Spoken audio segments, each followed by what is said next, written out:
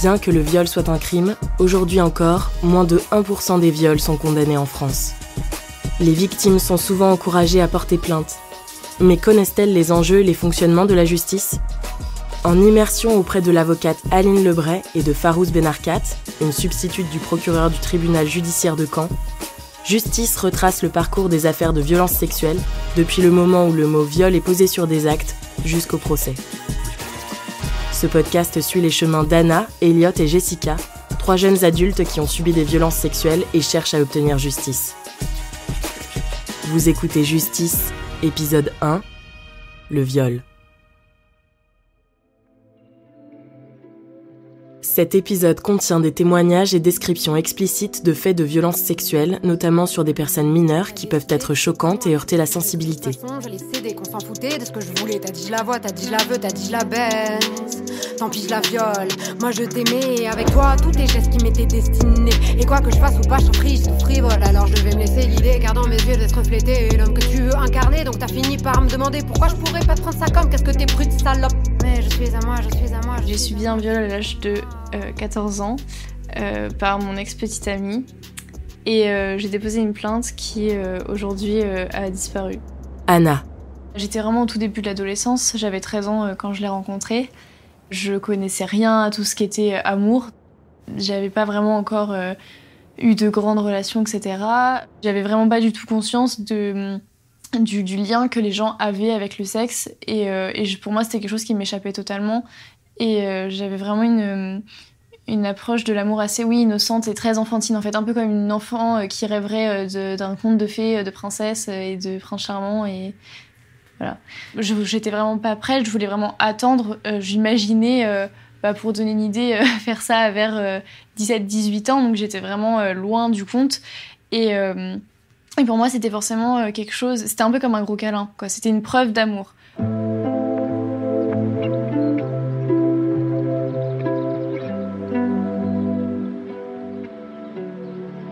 Bon, donc on se revoit, madame, pour faire un point dans la perspective de l'audience du 30 mars. Aline Lebray, avocate spécialiste en droit pénal au barreau de Caen. Oui. Puisque monsieur a fait appel de l'ordonnance de protection qui a été rendue. Oui. Donc votre fiston va mieux, Oui. dort mieux. Ouais. Vous aussi ? Oui. Ouais. Ah ouais, vous avez changé ma vie, hein. C'est pas moi. C'est la justice. Non, vous m'avez donné tous les soirs que j'avais plus dans la vie. Bon, écoutez, tant mieux. Et vous vous souvenez, on en avait parlé de l'intégralité des faits dont vous avez été victime, et moi je les avais listés dans le cadre de ma requête. Vous aviez été interrogé avec cette plainte de façon très très très superficielle.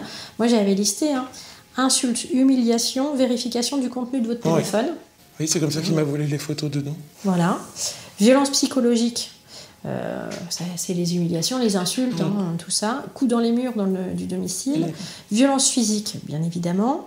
Les viols sous la menace de violence, ce que je vous expliquais. Un viol, c'est pas parce qu'on est le compagnon d'une femme qu'on peut imposer des relations sexuelles. À partir du moment où il y a menace, violence, contrainte ou surprise, les menaces de violence, des violences, une contrainte morale ou la surprise, c'est éventuellement un viol pendant votre sommeil, ça arrive sur les violences et les viols conjugaux, on est dans le cadre d'une infraction. Et c'est un crime quand même, le viol. C'est passible de la cour d'assises. Oui. D'après l'article 222-23 du Code pénal, tout acte de pénétration sexuelle de quelque nature qu'il soit, ou tout acte bucco-génital commis sur la personne d'autrui ou sur la personne de l'auteur par violence, contrainte, menace ou surprise est un viol. Le viol est puni de 15 ans de réclusion criminelle. Je connais personne qui a porté plainte. Elliot. Peut-être pas pour des raisons en partie des raisons d'opposition aux institutions policières et judiciaires, et en partie pour des raisons je ne veux pas avoir recours à la police parce que je ne serais pas prise au sérieux, parce que ça me fait peur, parce que j'ai peur d'être mal reçue. Plutôt sur des raisons je vais être discriminée moi en tant que personne et j'ai pas envie, quoi.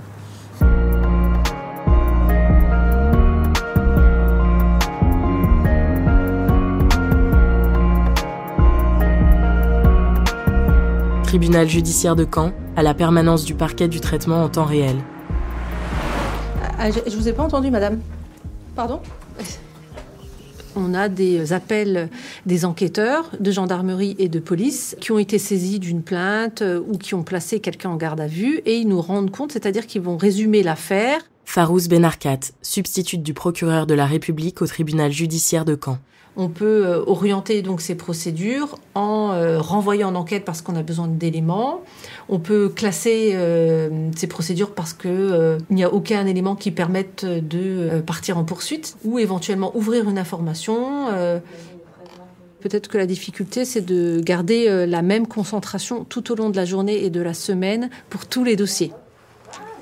Et nous, on doit être vraiment présent et concentré pour restituer la meilleure réponse possible en temps réel, comme le dit la dénomination de la permanence TTR.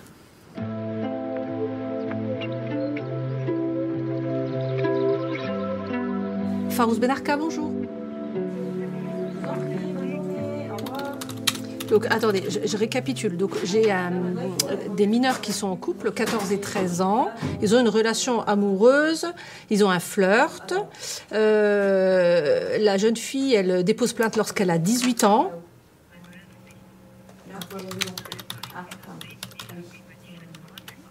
D'accord.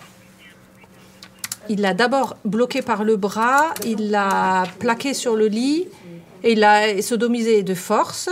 Ensuite, ils sont restés ensemble. Elle dit qu'il l'a sodomisée 3-4 reprises de force. Et ils ont rompu en 2016. J'ai un examen gynécologique qui dit que tout est normal. Une expertise psy qui me dit 0 jour d'ITT. J'ai un refus de confrontation. Et j'ai le mis en cause qui reconnaît le premier rapport forcé. Mais il dit que sur les autres, qu'il n'y a pas eu d'autres rapports, qu'il s'est ravisé, qu'il a reconnu qu'il avait déconné et qu'il n'y a pas eu d'autres rapports, alors qu'elle dit qu'il y a eu d'autres rapports. C'est ça ?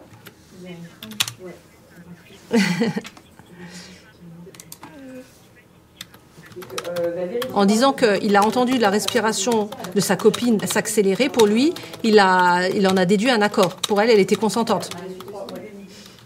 Je me suis dit, vas-y, fonce. Elle voulait que j'arrête. Elle lui a dit que ça fait mal. Mais moi, j'étais excitée, donc j'ai continué. Ok. Il a conscience que c'est du viol, ça ?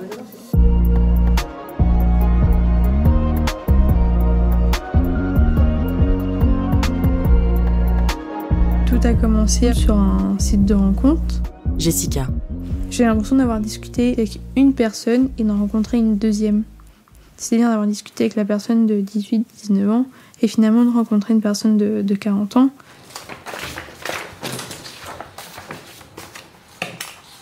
L'affaire, c'est l'affaire d'un homme qui va, sous une fausse apparence, un faux nom, se faire passer pour un jeune homme de 20 ans. Aline Lebray. Et réussir à rapidement créer un lien de confiance qui lui permettra d'obtenir de ces jeunes femmes une preuve d'amour, l'envoi de photos ou de vidéos à caractère intime, voire pornographique. Et dès qu'il a ça, il met en place un système de chantage pour les contraindre à aller plus loin. Il m'aborde en me disant qu'il me connaissait, qu'il avait reçu des photos de moi via son soi-disant copain, en me disant écoute, soit tu montes dans ma voiture puis tout va bien se passer, ou alors on va voir ta mère puis on lui montre ce que t'as fait et sur quel site t'es alors que t'as pas le droit. C'est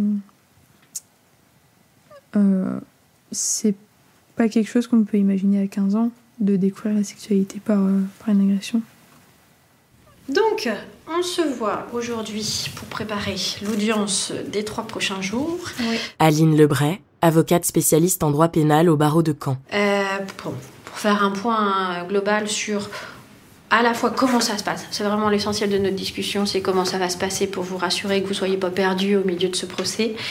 Et pour refaire un petit point sur le contenu du dossier, même si c'est votre histoire, et donc j'ai pas besoin de vous la rappeler vraiment. Il n'y a rien de surprenant dans le dossier.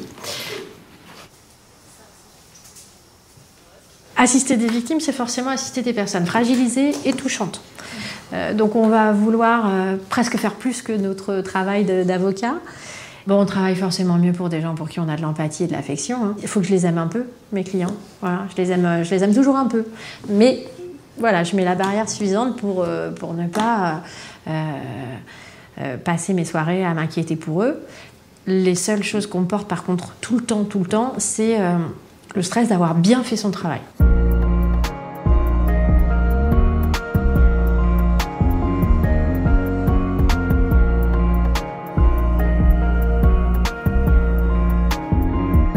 Il insiste et il me dit cette phrase, mais alors cette phrase, je l'oublierai jamais. Anna. Il me dit tu devras forcément y passer un jour, alors autant le faire maintenant.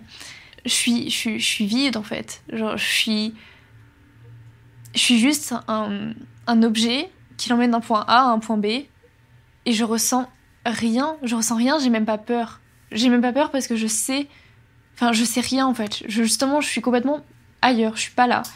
Et du coup, j'ai pas peur. Je suis plus en contact avec mon corps et il m'emmène, et du coup là maintenant a posteriori 5 ans après, les souvenirs sont hyper flous, je me souviens pas de comment il m'a déshabillée, je me souviens de rien, je me souviens pas de s'il m'a embrassée, je me souviens de rien, je me souviens juste du poids de son corps sur moi. J'ai même pas eu le temps de faire 10 mètres qu'il m'avait déjà rattrapé et qu'il m'avait mis dans sa voiture. Jessica. Et là après j'ai pas eu le choix de trouver un sous-bois, et puis après j'ai encore du mal à parler de ce qui s'est passé dans sa voiture parce que c'est quelque chose d'inoubliable et c'est quelque chose qui me fait encore mal maintenant, mais après comme je dis souvent à ma maman, il s'est passé ce qui s'est passé, et puis après il m'a laissé pas loin du sous-bois, à côté du stade de ma commune, et puis il m'a dit bonne continuation à toi, et puis à ce moment-là je me suis vue mourir une première fois dans sa voiture, mais plusieurs fois aussi par des idées noires, mais j'ai tenu le cap. L'Observatoire national de la délinquance et des réponses pénales estime entre 67 000 et 181 000 le nombre de viols par an. En 2018, le ministère de l'Intérieur a enregistré 18 000 plaintes pour viol et la justice a condamné 1269 viols. C'est compliqué de mettre des mots sur les choses. Elliot. Tout bon début du sexuel, c'est intégralement des violences sexuelles, il n'y a rien d'autre. Aujourd'hui, je mets le mot de relation abusive dessus, et avec un peu les boules, parce que j'ai du mal à l'admettre, mais le fait est que c'était le cas, même si j'ai encore du mal à identifier tout ce qui n'allait pas et tout ce qui s'est passé. Et je pense que dès le départ, la sexualité, c'était aussi un terrain craignos comme le reste. Donc je ne saurais pas dater le début des violences sexuelles dans la relation, parce que pour moi, c'était une dynamique globale, et même si les faits que moi j'identifie comme des viols, ils sont peut-être, je sais pas à quel moment ils sont précisément, mais finalement ça n'a pas grande importance parce qu'ils s'inscrivent dans une dynamique qui de toute façon n'allait pas, du début à la fin.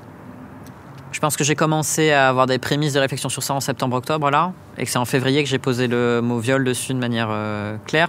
Ce qui m'a permis de mettre ce mot-là, ça a toujours été des discussions avec des militantes féministes, systématiquement. Ça a toujours été de discuter avec d'autres victimes de violences sexuelles qui militent sur ces questions. Et ça a été de présenter les faits à quelqu'un d'autre et que ce quelqu'un d'autre dise « non mais attends, mais ça va pas du tout quoi ». J'en parle autour de moi. Ma psychologue veut absolument que je porte plainte. Anna. Je lui en parle quasiment à ce moment-là d'ailleurs. Genre je lui déballe tout et elle me dit c'est un viol, c'est pas normal. Et elle me dit si tu veux porter plainte, moi je t'encourage vraiment à porter plainte. Si tu veux, je t'aiderai, etc. Et des gens autour de moi sont pas forcément d'accord. Oui, il y a des personnes autour de moi qui sont pas vraiment pour l'idée. Et du coup, j'ai une amie notamment qui me dit mais ça va pas, tu vas gâcher sa vie, fais pas ça.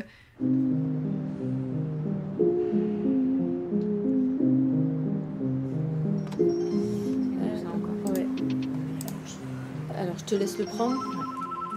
La permanence mineure, bonjour.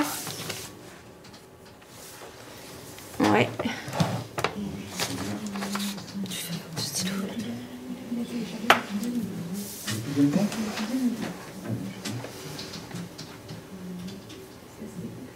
C'est un vol ou un viol ? Viol. Attendez, 2 secondes, je note au fur et à mesure. Juillet 2019 à mars 2000. Ouais, c'est ça. Marie Revel, élève magistrate. Le mettre la main sur... Ah, en le repoussant, quoi. D'accord, ok. Le mis en cause ne voulait pas de confrontation. Ouais, bah, c'est pas lui qui décide. La victime a dit quoi? Ah oui, d'accord. Et il veut pas se défendre des faits de viol pour lesquels on l'accuse. Je fais le point avec Madame Benarcade, je vous reprends. Les chances compte rendu ou quoi? Non, c'est pas ça, c'est que... Alors attends, elle a mis en cause qu'il veut pas de confrontation. Non, mais c'est bon, que c'est la fête. Farouz Benarkat, substitute du procureur de la République au tribunal judiciaire de Caen. Enfin, je sais pas, moi, mais bon. Alors, raconte-moi. Alors, du coup, c'est le père de la victime qui se présente au commissariat, gendarmerie, bref, pour dénoncer les faits de viol dont a été victime sa fille de la part de son petit ami de l'époque, qui aurait eu lieu entre juin 2019 et mars 2020. Elle est entendue, elle explique qu'elle se rappelle de 2 relations sexuelles non consenties. La première, toute première qu'ils ont eue. Ils étaient en couple? Oui. Ils étaient en couple. C'était son petit ami officiel? Oui. Okay. Ils avaient 17 ans tous les deux. Ils font les préliminaires. Donc la totale. Elle est contente. Elle veut bien. Elle est contente. Je sais pas si elle est contente, mais en tout cas, de toute évidence non, parce qu'elle veut pas le. Elle est consentante au niveau des préliminaires. Voilà. Et après, quand il veut la pénétrer vaginalement, elle lui dit non. Elle le repousse avec sa main au niveau du torse et il la pénètre quand même. Donc ça, c'est la première fois. Pénétration sexuelle, pas avec. Voilà. Quelque chose d'autre. Avant, il l'avait pénétrée avec ses doigts, mais elle était d'accord. Mais elle voulait pas plus. D'accord, elle l'a repoussé, il y allait quand même. Voilà. Et la deuxième fois, elle dormait et en fait, il lui a mis la main entre les cuisses, elle lui a dit, ça l'a réveillée, elle a dit non et il lui a quand même introduit un doigt dans le vagin. Et les 2 fois, c'était le même jour? Quelle période? Non, c'était... les périodes, c'est là, entre juillet et mars. Et la première fois, quand elle dit qu'il l'a pénétrée contre son consentement, elle continue à sortir avec lui? Ah bah oui. Donc elle continue malgré ce qu'elle dit qu'elle a subi un viol. D'accord. Et lui, il nie tout. Voilà. Tout. Il veut pas de confrontation. Il dit que non, elle était tout le temps consentante. Que c'était sa petite amie. Voilà, exactement. Elle assume pas forcément son désir sexuel, alors que c'est sa première fois, même, il y a trop d'incertitudes. Si c'est flou, on demandera le dossier pour étude. Et on reviendra.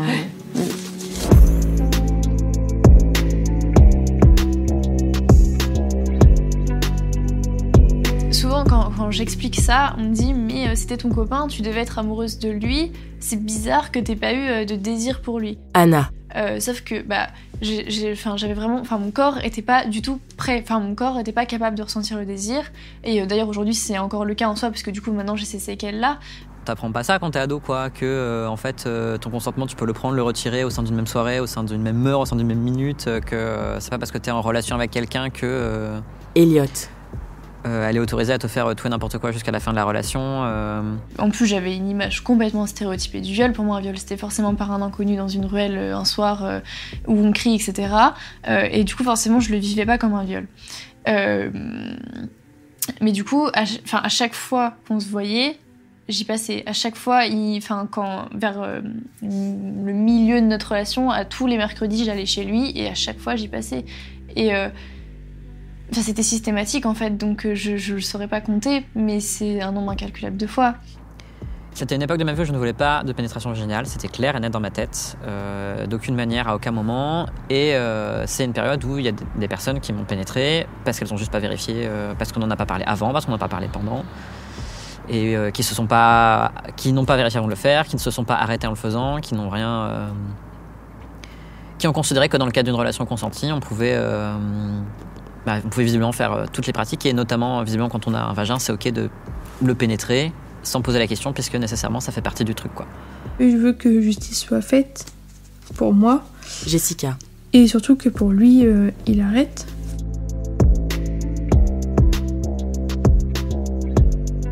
Quelle heure il est? 16h44. Après, je fais une pause parce que j'en peux plus. Farouz Benarkat, substitute du procureur de la République au tribunal judiciaire de Caen. Alors, celui qui attend le plus. Farouz Benarkat, bonjour.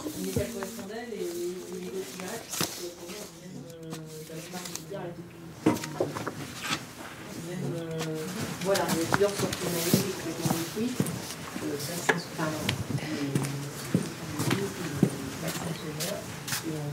Vous m'inquiétez parce que vous dites des viols incestueux sur des mineurs de 15 ans, donc ça me fait peur parce que vous utilisez le pluriel.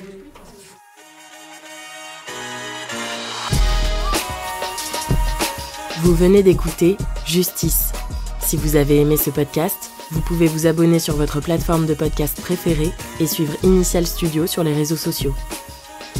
Justice est un podcast coproduit par Initial Studio et Melocoton Film, adapté de la série documentaire audiovisuelle éponyme, coproduite par Melocoton Film et France Télévisions.